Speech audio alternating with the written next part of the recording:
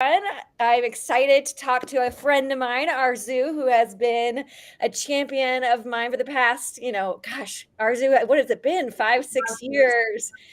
And I've had her speak on many, many panels because I have always been a huge fan of her and all that she has done. So I'm so excited to feature her today.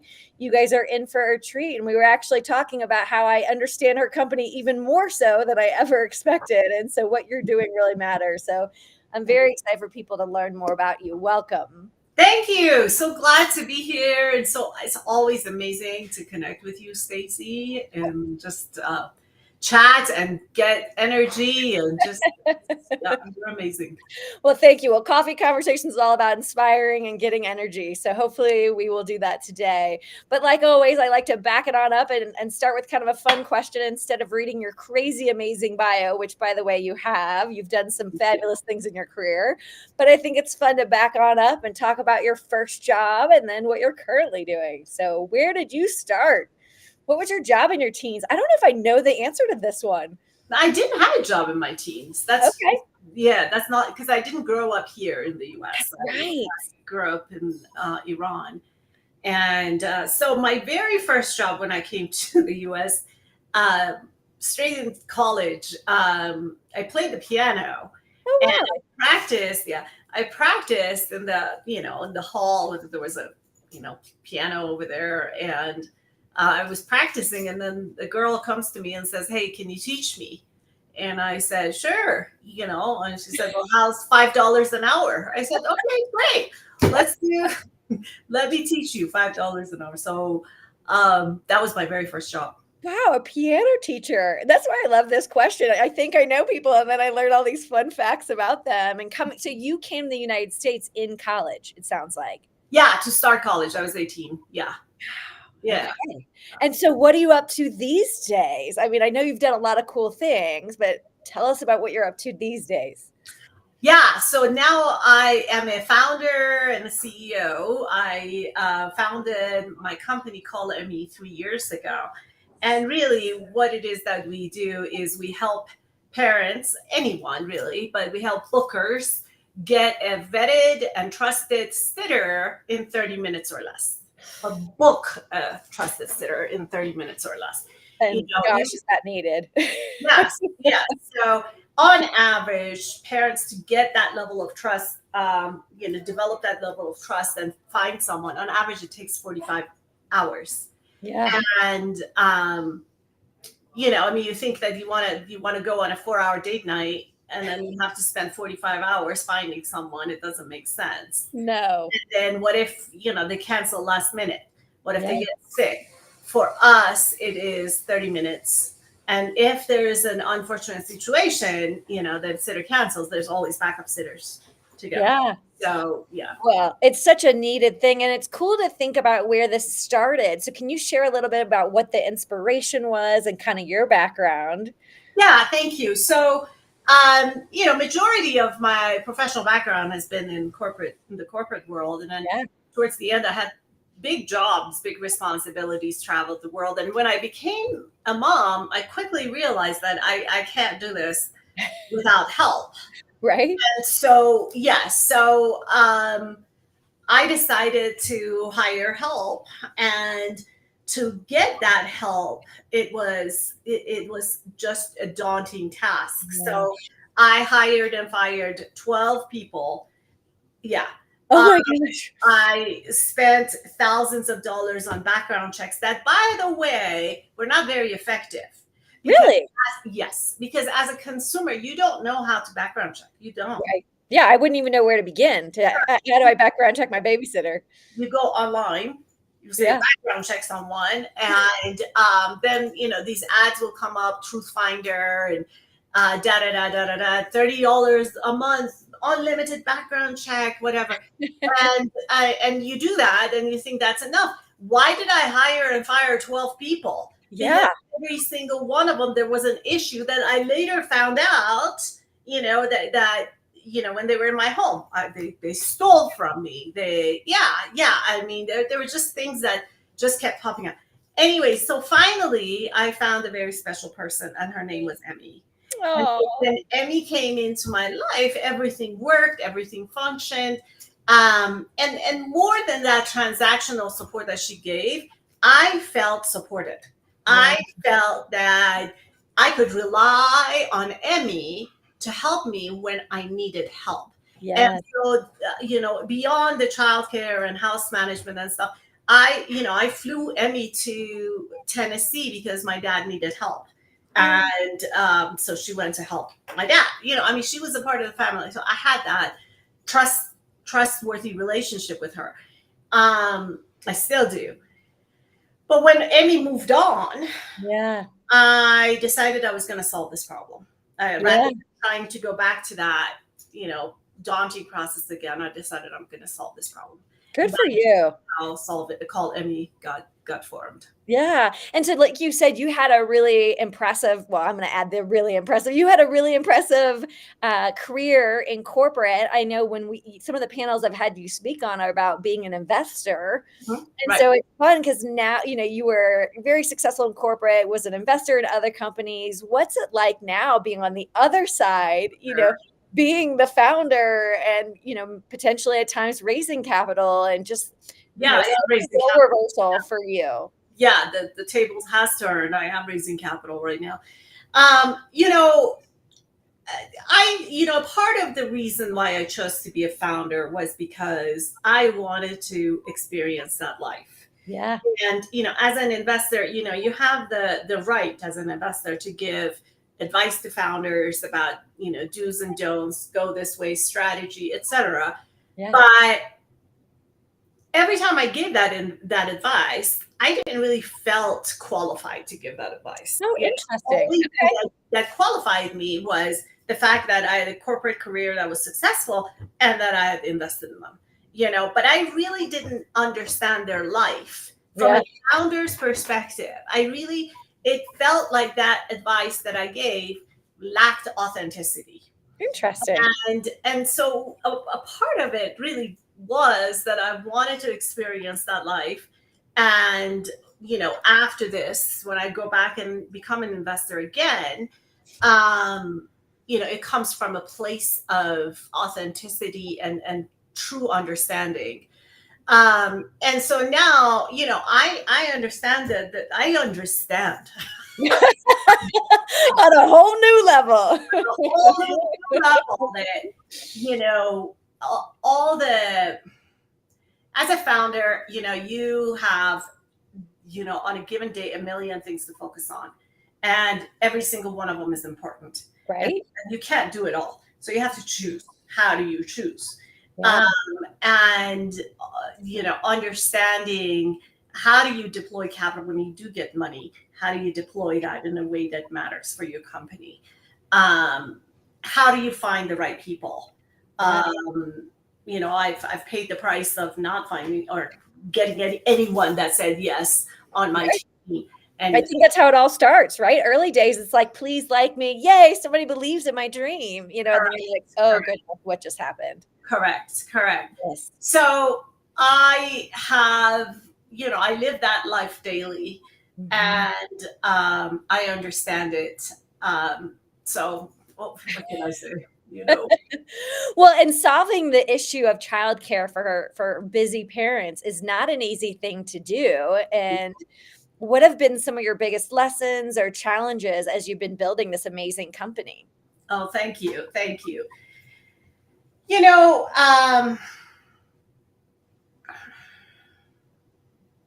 couple things. So we are a double-sided marketplace. So we connect supply and demand. The fact that I am a mom and I live that life really gives me a big competitive advantage that I understand Yes. the life of a mom more than what they say. Right? Yeah. Correct. And that is a big advantage for the company. So I'll give you an example. We had a mom, this happens not very often, but it does happen. We had a Sure. mom that had booked for childcare for a sitter at midnight Oh, for wow. 6 a.m. start the next day. 6 a.m. start, right? Wow. So it didn't get picked up, right? I mean, the Yeah. people didn't check their, phones at 5 a.m. And so, and 8 a.m. we have a team meeting every 2 days, every Monday, Wednesday, Friday. And so 8 a.m. we're talking about the things that are not picked up, and this is one of them. And by now it's past, right? That was 2 hours ago. She needed somebody. The booking expired, basically. And I told my team, I said, she still needs it. She needs it. Trust me. She called her up, ask her if she still needs her, and if she does, we'll open that back up. Yeah. And we did, and she was like, send me anyone, please, anytime, send me someone, and we did. Sure. So that's a big advantage, and also understanding that, in a business, there are things that you hear and know. There are things that are not said. Right. And you have to look a level beyond what is right in front of you to solve the problem. Right. And how do you do that? You have to trust your gut. You have to trust your intuition, but you also have to listen to what your team tells you.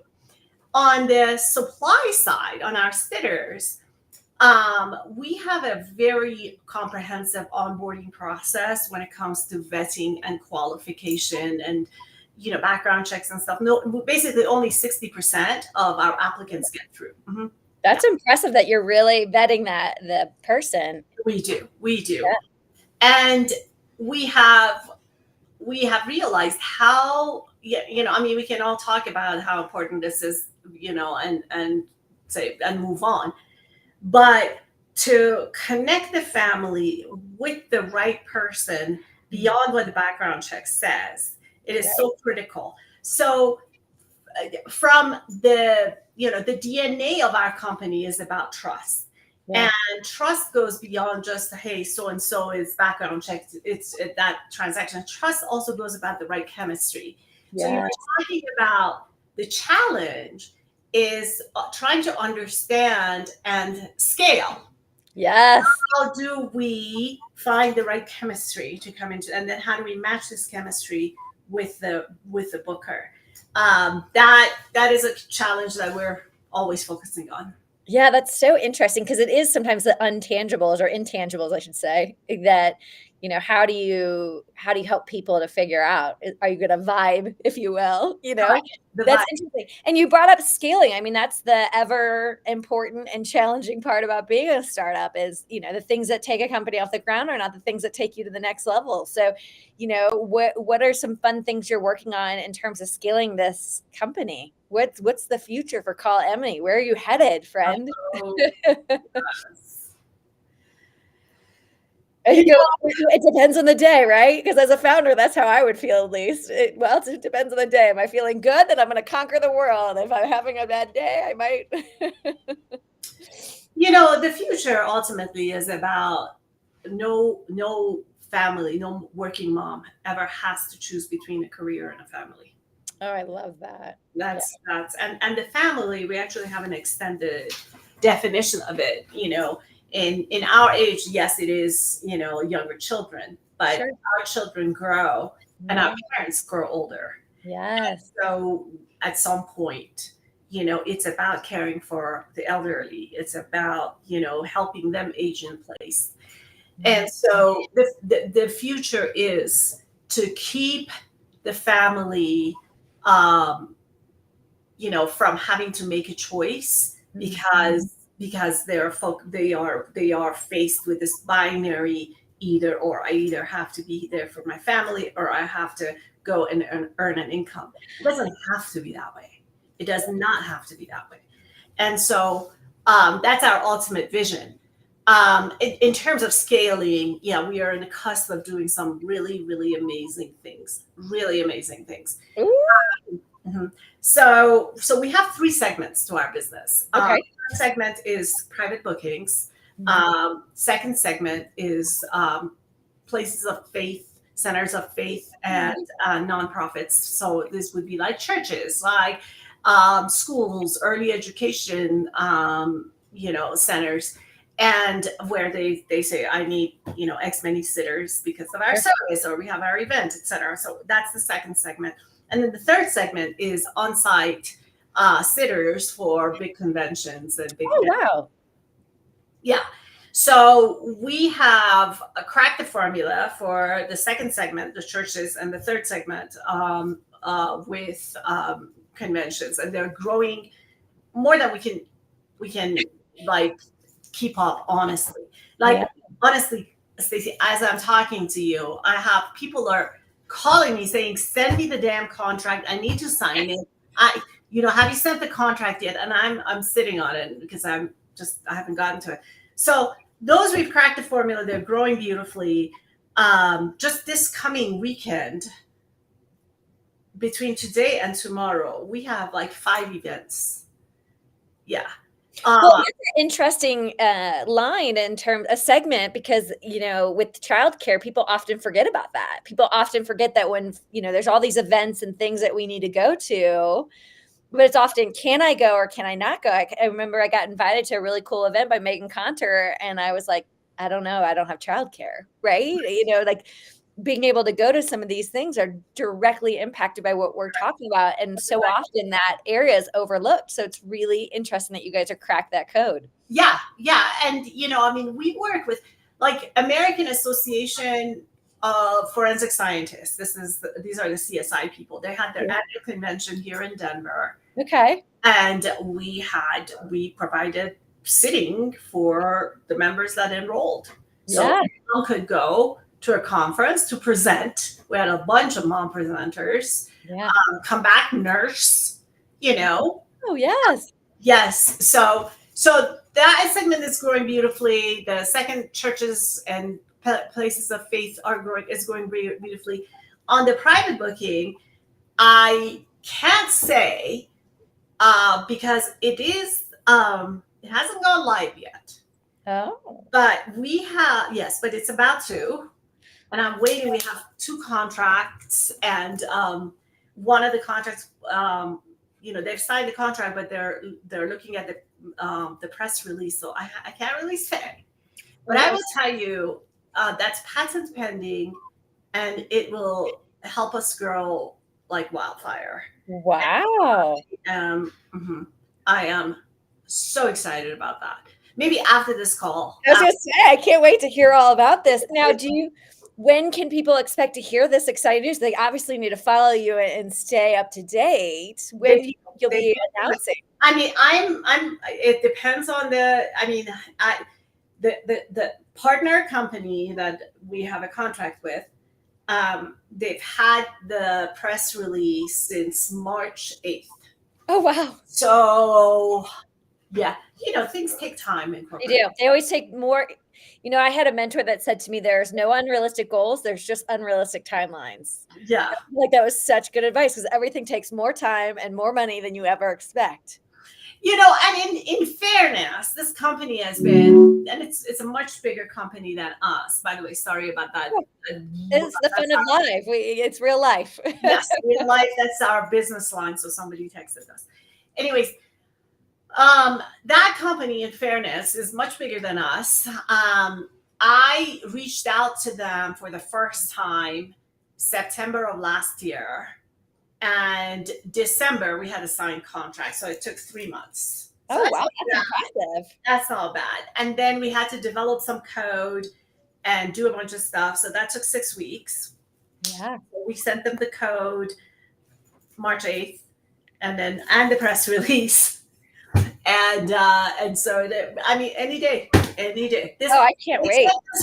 They've said this month, but okay. Yes. And there's yet, so we're waiting for that one to go live, and then the next one will be pretty quick. We're talking with 2 more companies, and they're both interested. And so, but when those go live, that private is good.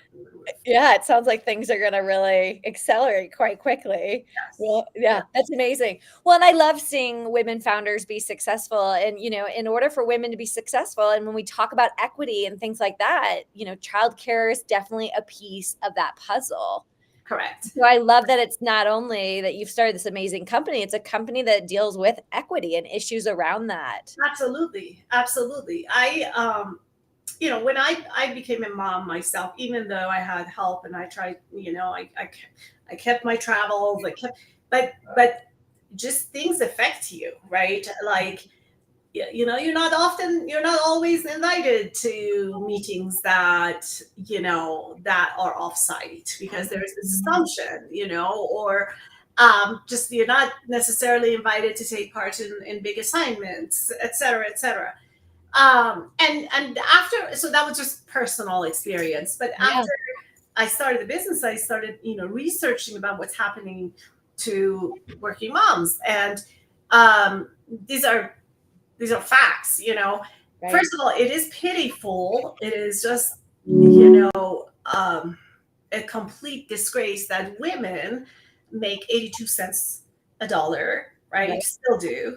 This Yeah, number has changed 2 cents for the past 20 right. years. 20 years ago it was 80 cents. Now it's 82 cents. And then women of color is even less. Moms Yeah. make 79. Oh, I didn't know that stat. Okay. Correct. Moms are 40% more likely to face workplace discrimination. Mm, And then when you look at what happened in COVID, yeah. 2 million of them, 2 million just stepped out because they couldn't do it all, right? Right. So the whole premise of the company is to, again, level the playing field so that nobody has to make a choice. Right. They can choose on their terms, Yeah. choose not because they have to, because that's what they choose. Mhm. Totally cool. But to have to face that I either have to do this or I Right. have to be a family. I have to either that is just that doesn't work with me. No, no. And I love that you're solving that. And the last time I saw you, you were sharing about reaching out to someone quite impressive and doing something that I remember thinking like that is super courageous to just to pick up a call and call somebody that most people wouldn't have the courage to do, without you don't have to go into detail in terms of that situation, but I'm curious, what gave you the courage to pick up the phone and cold call a very large name? And then, why do you think that person actually stayed on the phone with you? Because we know that top CEOs and people are pitched to all day long. And so the fact that you not only got them to answer the call, but also stay on the phone was a big deal in my mind. Yeah, that from my perspective, not having come from sales, I think was an advantage. Like, Interesting. yes, I'm like, well, he's a human being, so what Yeah. is the big title? Yeah. Um, and I think that I mean, we all have the cold calls where you hear like all of this background, and they're calling you from contact center, Yeah. and then there's a script that they all follow, and so I'm turned off by all of that. I think that in this case, in every cold call and I have a lot of success with cold calls. I do. Wow. I do. I That's do. Because I'm myself. I don't, I'm like, the first thing I do is I apologize. I say, I'm sorry to be calling you cold out without any appointment. I am not selling you anything. I promise you that. Just want 5 minutes. And then, they're like, okay, yeah, what's up? And I think that helps. I don't know. I have a lot of luck with cold calls. Every single, these contracts that I've gotten, yeah. every single one of them has been because of a cold call. I wondered if it was related to some of the yeah. There was no introduction to any one of them. Wow. And how do you make those 5 minutes? So it sounds like you start by apologizing and sort of putting them off by saying, or, putting them at ease, saying like, I'm not going to try to pitch you basically in these 5 minutes. But how do you make those 5 minutes count? What do you talk about that gets their interest peaked? Well, it always becomes longer than 5 minutes. Oh, well, that's good. So how does that happen? Like, first of all, I don't speed up my conversation. Sure. To your point, I put them at ease. I say, my name is so and so. I am so and so, and we are doing this, and I've been researching your company, and I would love the opportunity to partner with you. I mean, I go straight to Yeah. the punchline. Not so much. I'd love the opportunity to tell you more about it. It's I want to partner with you, Yeah. and I don't know. It always becomes a longer conversation. And so you feel like by saying I want to partner with you feels different to them than I'm trying to sell you something. Yeah. That seems to land better. Because Yeah. some people will be like, well, isn't partnering the same thing as sell? Like it's interesting that that phrasing seems to resonate better with them. Yeah. Well, and I mean, selling for me is like you sign up for our pilot and pay $20. I Yeah, don't, yeah, totally. in this case, literally, we pay them money. Oh, interesting. Okay. I Yeah. mean, literally, Yeah. we pay them money once, once somebody else buys our service. I Right. mean, it's a no-brainer. With the company that we have a contract with, there was no, I researched them a lot and I couldn't find a person to Okay. out to. So I filled out their, there's the contact us for Mhm. sales, Mhm. like their lead gen. Right. I filled that out, and then they got back to me. Oh, there you go. And then I said, "Hey, look, this can't be in an email. When can we schedule a chat?" Yeah. And then we scheduled a chat, and then I did my thing. Hey, this is who I am. I couldn't find a person to call, but this is what we're talking about. And this guy that I talked to, he was the VP of sales, and he's like, "Oh yeah, I need to connect you with the CEO."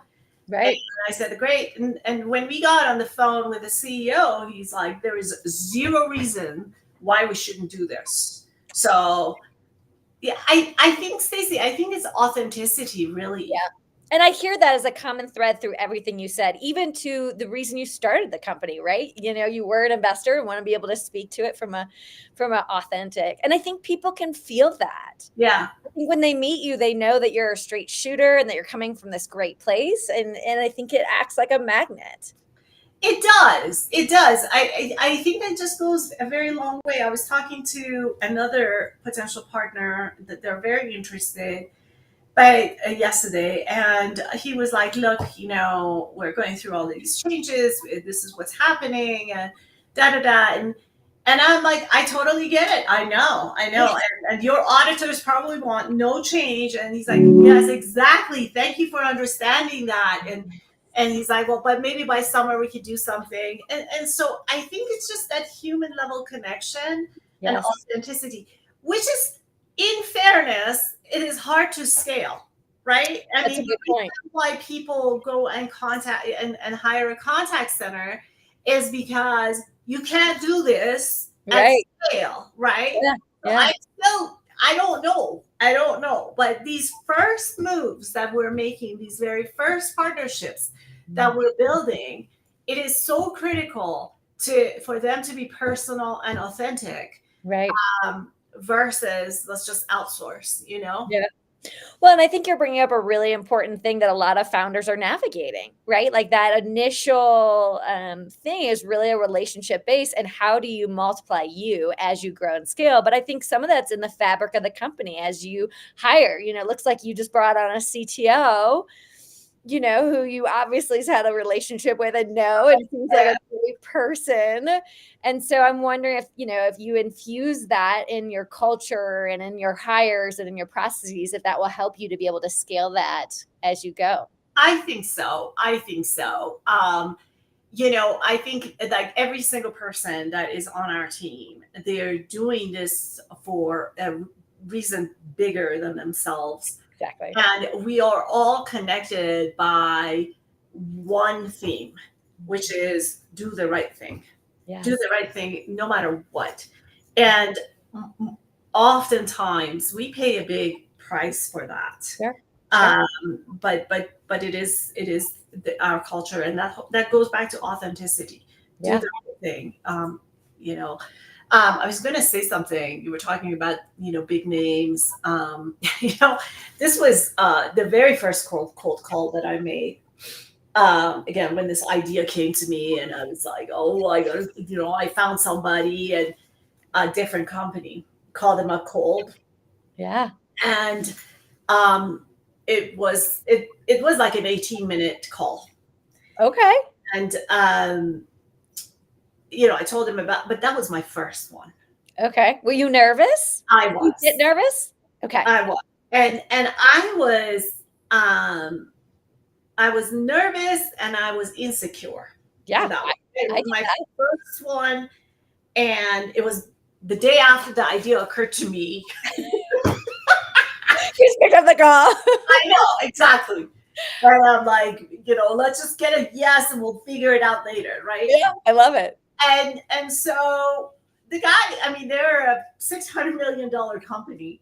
He started asking questions about, well, how big are you?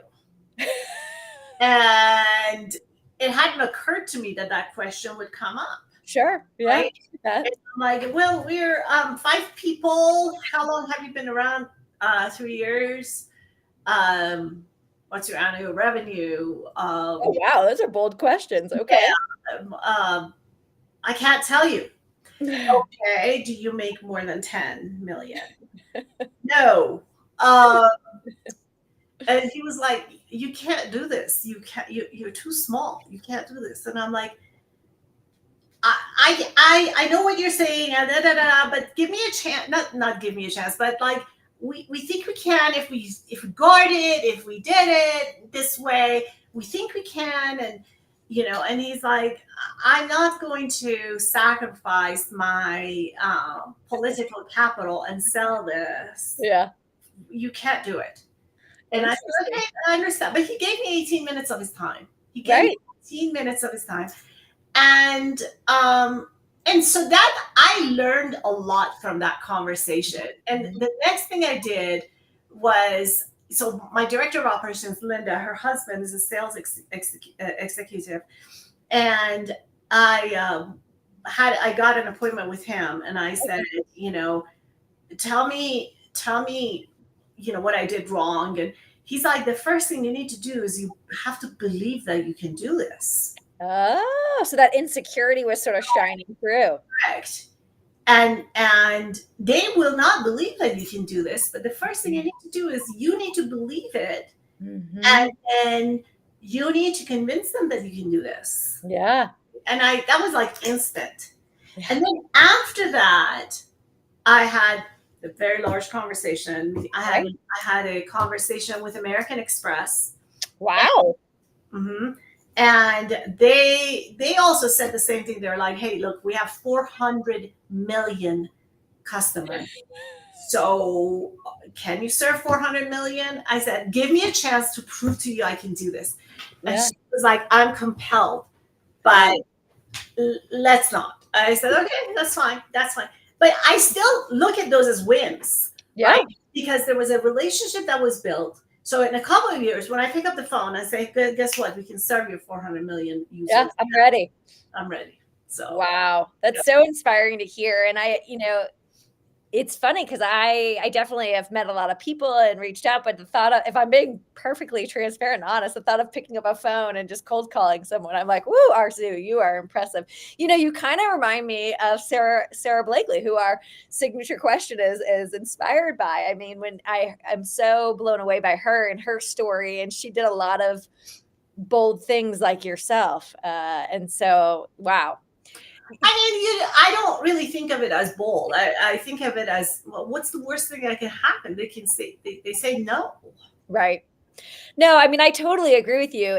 I think it's, there was this guy who did a TED Talk because he was trying to get over his fear of rejection. It was like aversion therapy where he like sought out rejection for 100 days. And it's a lot like what you're saying. And it's like, I think I need to get my aversion therapy going on and pick up some phones and cold calling. I don't know. Yeah. It's something that's beyond I've done a lot of things that people think is courageous, but cold calling very impressive executives, I can't say that that's on my list. Yeah, try it. It's actually not as bad as you think. And the worst thing they could say is no, and then or you feel like an idiot for a day, and then you move on. Yeah.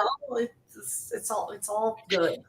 Well, above and beyond all the cool things you're doing with your company, Melanie Adams wrote a comment, my brilliant coach and friend. It's so cool because I know that you and Melanie was on the show a while back, and she's amazing and has an incredible company. It's been very fun to watch her go from corporate to startup. You not only are working on your own company, but you've helped a lot of founders. Yeah, yeah. Um, so Melanie is amazing. I love Melanie. She is doing wonderfully. I love seeing all the LinkedIn posts and all the shows that she's putting on. Um, with Melanie, she was just a joy to work with because she wasn't necessarily plagued by fear. Right. Like you, the two of you have the same brave personality. Yes. She knew what she wanted, and she was willing to put herself out there and try a lot of things. She just needed some tools, Right. She had the drive. She just needed some tools. So that was an easy one. But in many cases, founders are stuck because they are fearful. And I don't blame them. Fear is real. It's And there. it takes up a lot of mental space when you have that fear. I was just talking to someone who was talking about their fears and their struggles, and it's like depending on the cash flow of that day really impacts how they show up and the decisions they make. It does. And so and I have it, you have it, Oh, for you sure. had it. It's not that we don't have those fears. We do. It's just learning how to still operate and execute with those fears being present, and not allowing those fears to run your decision. It doesn't mean inform. Like the fear can inform your decision making, and in many cases should, right? It should make you take risks in a different way, but it shouldn't run your decision making process. And so a lot of the founders that I work with, we get through that hump first. And then it's all about tools and processes. I also work with another mutual friend of ours, and love working with her. She just signed up for another year. Oh, good. I'm not surprised. Yeah, so I'm excited about that. Yes. Yeah. Well, it's funny. A long time ago, a kid asked me, hey, I think I want to be an entrepreneur when I grow up. What do I need to do? Like, what classes should I take? I said, what you need to do? You need to do a lot of self work because everything else you can learn. It's really the internal stuff that makes or breaks you as a founder. So you're sort of reiterating some of those things I said to this teenager years ago. Yeah, you just have to do a lot of deep work. I was thinking about this a few weeks ago, like before I became a founder, right? Even though I kind of, on paper everything looked right, there was something that I was searching for, right? And it showed up in my approaches, and it showed up in how I interacted and what I involved myself with. Yeah. And now I am not searching. Yeah. I know what I need to do and what I'm doing, and it feels good. And obviously it's paying off. I love that. And so I could talk to you all day, but unfortunately I can't. And so you have some very exciting things coming up. And so if somebody is listening and is just so inspired by you, which they obviously will be, and they want to learn more or follow your journey, where can they follow you at? I think the best thing is LinkedIn. Okay. Just go ahead and send a connection. I do have, I don't know, probably close to 500 connections that I haven't replied to. Fair. And the reason is every single one of them wants to sell me something. Every single yeah. It's the ones that I have replied to, they're my connections, but the ones that are like, hey, anyways, whatever. Yeah. So don't try to sell me anything. If you want to connect genuinely, Yes. If you want to have a session of meeting of the minds, I'm all for that. I Yeah. am all for that. I just don't want to buy anything from you. It's totally fair. I wish more people went about LinkedIn these days about building relationships versus just peddling, whatever's in their head. And sometimes they come across well, and I accept their connection, and the next email is, "Hey, I can help you." I have people saying that. I had one lady, and she looked very impressive. She was like, "I can help. Are you feeling stuck in your career? Do you want to have a thriving da da da? I can help you. Here's my Calendly link." And I'm like, have you taken a look at my LinkedIn profile? Does it look like I'm stuck in my career? For God's sake. I still get LinkedIn messages about like products for my med spa. I'm like, I shut that down a long time ago. Like, or even I got one about being a teacher product. I was like, girl, I haven't been a teacher since 2012, 2013. Like, Yeah, turn the automation off and actually seek out and get to know what I'm doing. what is happening? Yes. Well, this signature question, as I alluded to, it was inspired by Sarah Blakely. Sarah had amazing coffee mugs with inspiring quotes on that. And so, what would you put on your mug to inspire leaders every day that they're drinking their coffee? I would say embrace the unknown. Ooh, that is so good and so needed, because I'll be writing that on mine today because I need to remind myself of that daily. Well, thank you so much. I know you're a busy woman. You are a joy to be around and to hear your story, and so inspiring. And I can't wait for your big announcement. And so I will be on the sidelines cheering you on. Thank you so Thank you. Thank you so much. It was a pleasure here to be always a pleasure to connect with you, Stacey. You are amazing. much. And thank you so much for the opportunity for me to tell my story. Absolutely. Tune in next week for another amazing